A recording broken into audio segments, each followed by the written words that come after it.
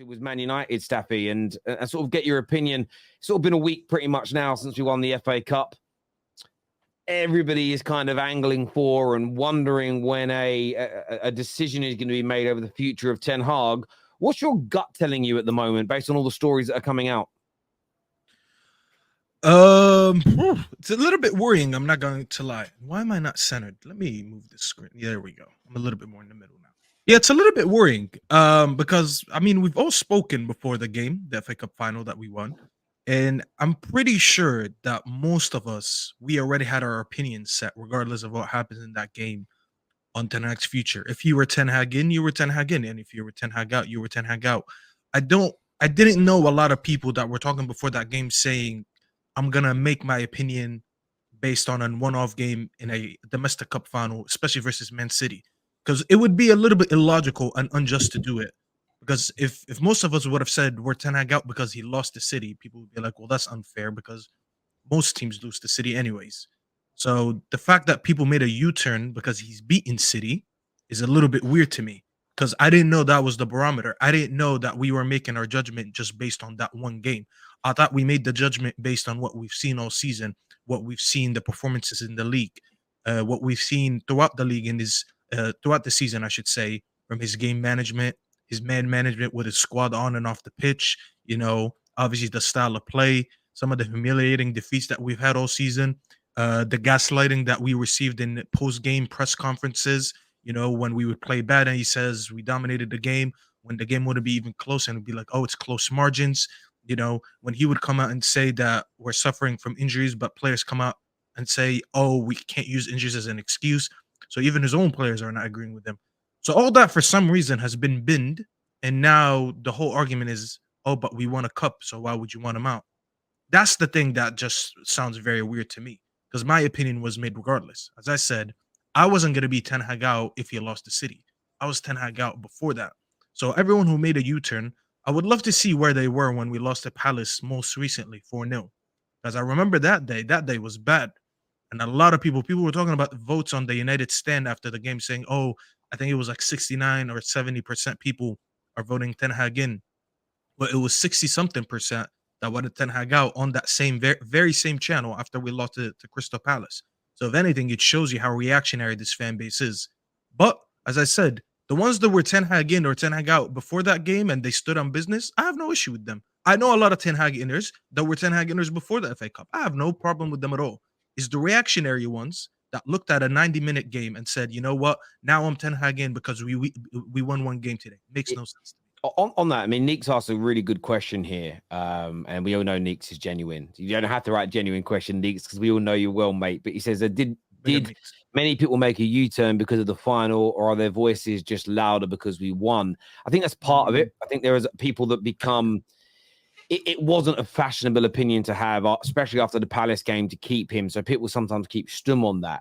I do believe emotion has played a part, though, as well, in the sense of I had to really... There was part of me after listen, I'm still buzzing now when I think about winning it. It's the FA Cup. It's gargantuan. I love that we've won it. It's amazing. But there was part of me after the game and I could feel it. I was looking at the manager and I was saying, oh, do you know what? It ain't that bad, is it? It's almost, I think people may have been in a situation with a relationship. It isn't going particularly well. You've been arguing. And then maybe you're at a family get-together or a friend's barbecue. There's a few drinks that are flowing. You're having a good time, and you're like, do you know what? It's all right, you know. And then a few days go by, and you're like, actually, this isn't really where I want to be. And so I do understand that reactions can play a part. Emotions can play a part. I quite like the fact that Man United haven't publicized their decision. I don't think it's going to have changed because of the cup final. They've been very forthright in those statements. I think it's about, can they get their targets in? Can they get the right person in at this stage? Because one thing I would agree with, if the 2 or 3 targets that they genuinely believe can make us better are not available, and the other alternatives they believe could take us backwards from wherever it is we are, you may be better off staying with him for a short period of time. And I think that the fact that we're not making a knee-jerk reaction is great. I saw Ben Jacobs say something yesterday on the United stand, and I'm paraphrasing, but it was, owners should listen to their fan bases at times because you want to have a connection with them. But there's also a time where you you know more than the fans do because you're privy to more information, and you've sort of got to stick to your guns. There's been a lot of talk and a lot of rumors before that the Glazers and Woodward would essentially go by whatever the public opinion from Man United fans was at a particular moment in time about who they should sign or who they should get rid of. And that's not a great way to run an organization, run a sports team either. So I'm quite relaxed. I'm really, really relaxed about the direction that we're going in. I'm really happy with a lot of the little things that we're doing, from making the offices tidier and getting staff back into work as opposed from working from home, right through to the physio we're about to bring in from Arsenal. And I know there are Gooners that are going to be bitter about that and say, oh, well, you took Doc to death from us a few years ago. Yeah, the Glazers and Woodward took Doc to death. This isn't them. We're taking a physio that you guys have praised all year for keeping the vast majority of your squad fit and getting them back from injuries quickly. I'm glad to see Man United making moves like this, because our medical department and our physio department have been a shambles for a number of years. So I think we're doing all the right things. The announcement will come when it comes. It doesn't need to come today because we're not bringing in a manager anymore to build the club in his image. We're building the club in our own image, which means you don't need him in today. And I like that, where before, every manager since Fergie, it's been we need the manager so he can dictate the players he wants and how we're going to play football. But now Wilcott's doing that anyway. He's already in. So for me, the fact that there's been a delay of a week isn't an issue for me whatsoever. I love the radio silence. I love the fact that the media has no real idea of what we're doing. You know, different reports every day. That's not been like Man United for the last decade. We have been an open book that have been very easy to predict. And all these little things for me are a positive in my humble opinion. So yeah, I'm not stressed about it. I know a lot of people seem to be, we need that decision now. There's no one at Carrington. There's no one to train. So why do we need the manager today? He isn't going to be dictating the direction the club goes in. We don't need him today. So I'm pretty relaxed about it, really. A lot of people just want clarity. And listen, I don't mind the fact that they didn't announce it, because we remember what happened with Louis van Gaal. And we look back at it now, that's been years ago, and we're all like, yeah, he probably didn't deserve that. You know, he didn't even, there was stories that came out that he didn't really celebrate after the game because him and his family have gotten news that he's getting sacked.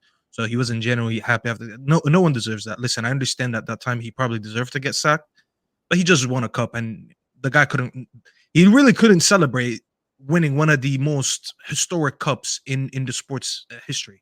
So I kind of felt for that. I didn't want like at the end of the day or the next day we're getting news Ten Hag is sacked. Yeah. Because a lot of us, at least me, for about 24 to 48 hours, I didn't really care about Ten Hag.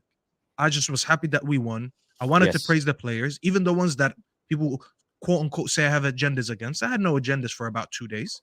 All I did was talk about the game, talk about how brilliant the team was, how good every individual was in that game, how the tactics were fine, and, you know, rub it a little bit of salt in the wounds with some of the rivals, you know, bent a little bit Arsenal fans, reminding them what we had more trophies, this and that.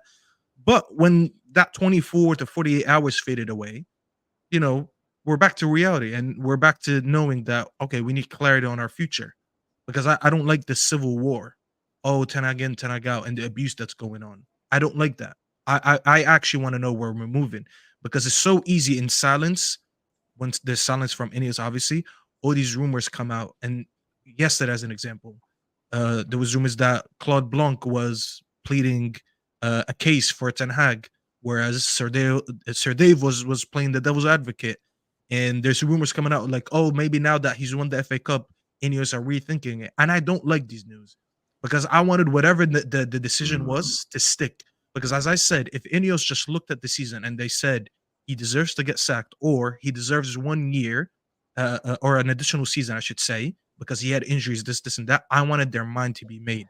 So, I don't expect Ineos to be reactionary. As fans are reactionary. 100%. So when you see that news, I wouldn't worry about those news articles. I think the club has done exactly what you have said, Staffy. I think they've looked at the situation and gone, let's have a week of celebrations, whether it be social media posts, the players having parties.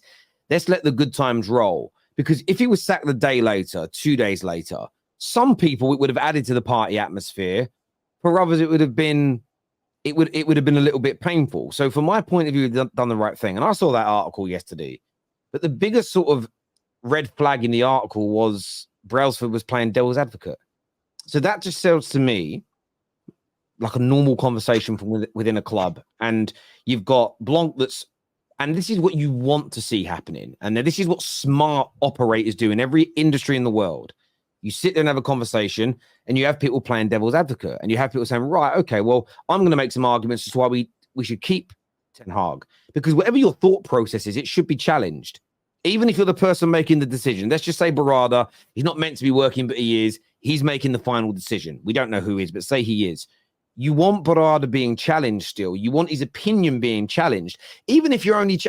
I do it as a host. Sometimes I'll challenge you, and I don't believe in the challenge I'm putting out there, but you want to dig a little bit deeper. You want to find out what the hell's going on. Yeah, exactly. And all that article yesterday was, to me, was, yeah, of course these conversations have gone on, but there was no, but for me, it's just a case of when you take a sentence out of an article, it's like, oh, we don't know what we're doing. We're being poorly run. I just disagree. I think we have some really good-minded football people in the club for the first time in a decade. And it's why I'm relaxed. And there's a few people sound like Terry. This here says, Terry, nothing is an issue to you. Well, there are things that are an issue. I've said before, we spoke about links to Chalobah today. Not a big fan. We spoke about links to certain managers like Gareth Southgate. Not a fan. I don't want him. I have a personal concern, but I'm going to let things marinate. I'm going to let things cook under the ownership and wait to see some of the fruits of their labor before I go off the end, before I have to handle, because I've got what I've wanted, and it's football decision makers running my club. So it isn't that I agree with everything that they're doing, but when it comes to sacking the manager, we have been criticized by the media, by rivals, and by Man United fans, as Staffy rightfully pointed out, for the better part of a decade for what we did to LVG. We haven't done it this time round. And I know that this comment here says people want clarity, but we've done the right thing this time, and we're still getting the criticism, which proves you can't please all the people all of the time. But yes, fans want clarity, but fans having clarity isn't as important as getting all the decisions right behind the scenes. It really shouldn't. For fans to find out today who the next season's manager is going to be, and to find out next Friday, nothing changes for us other than we're a little bit nervous. But it doesn't change Man United's season, the fans finding out a week later for clarity. So I don't, again, in this particular moment, in this scenario, we are not the most important element. I don't know how you see it, Dan, as a sort of outsider to Man United.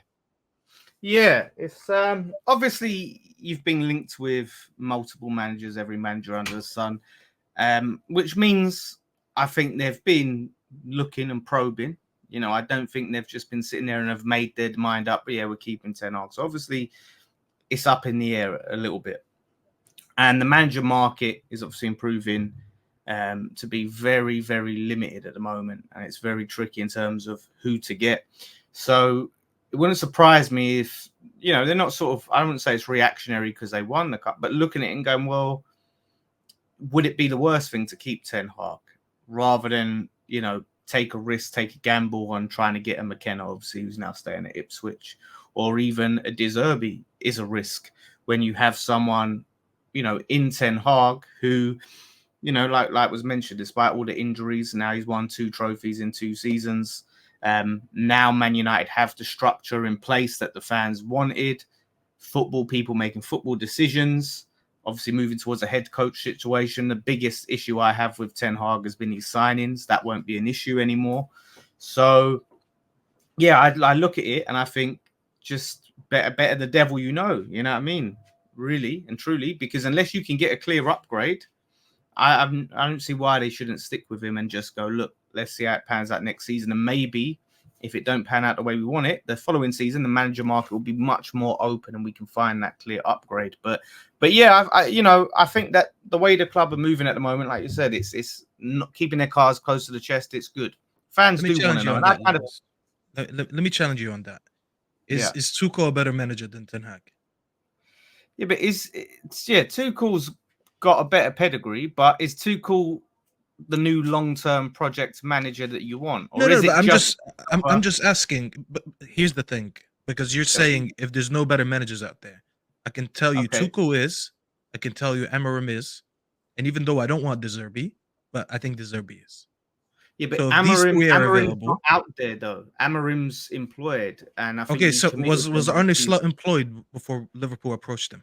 Yeah, but the point is that with Amarim, he had his little flirtation like with us and Liverpool, and then went and committed his future to the club because obviously he was red faced, and I don't No, think but he's going to leave this season. I get But you saying, but listen, Slot Slot was employed. why is Amarim though? But- Why is Amarim better though? Why is Amarim a clear upgrade? Because he's No, still no, it's not unproven. even that. It's not even that. I'm just giving you names because you just said that if there's no one better, I just named you at least 3. Okay, And these are not necessarily people that I'm 100%. Who's the 3? Who's the 3? I said Amarim, I said De Zerbi, and I said Tuchel. You get These are Tuchel. 3. That's all you get. That's all you get is Tuchel. Because De Zerbi has still got. So De Zerbi's exciting, yeah. De Zerbi's exciting new prospect, but he's not been tested at the highest level. Amarim still untested. De Zerbi, listen, because people like to talk about style of play. De Zerbi, who I'm not strong on De Zerbi, and Terry already knows that. But I'm just being fair here when I'm saying there is better options out there. If De Zerbi can go to Brighton and build out the back with Dunk and Van Hecke and Webster, and I have a manager for 2 years who's been complaining about not being to implement a style of play because Lisandro Martinez has been injured, then I have to look at the managers around me, be like, they're doing more with less. Because we wouldn't take Lewis Dunk at United. We probably wouldn't take Van Hecke at United. We probably wouldn't take Webster at United. And he still manages to play football. De Zerbi had one good season at Brighton. So.